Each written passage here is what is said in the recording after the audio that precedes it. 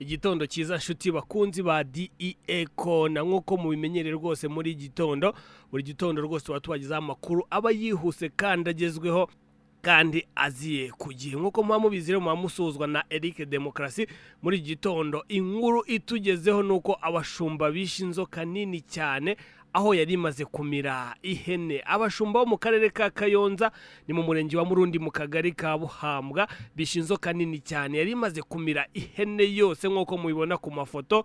Inzoka yishwe ku mugoroba ku wa Mbere nkuko amakuru dukesha ikinyamakuru MUHAZIYACU abyemeza, ikaba yishwe n'abashumba nyuma yo kumira ihene nkuko muri kubyibonera, ikayimira neza ikayimira nyakuyimira.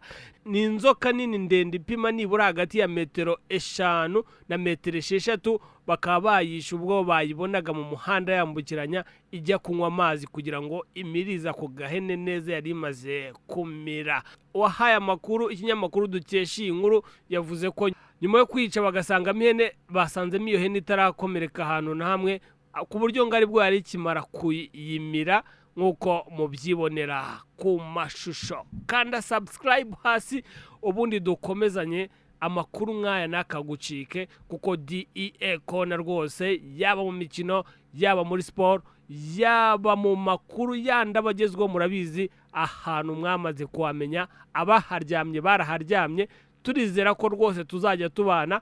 Urabona nk'iyi nkuru rwose iza kubacika y'inzoka yari imaze kumira ihene ukabona ko ihene ivuyemo wari kubucitswe cyane. Kanda subscribe ubundi dukomezanye na DEA Kona channel imaze rwose kugaragaza ko ishoboye kandi iri mu kazi.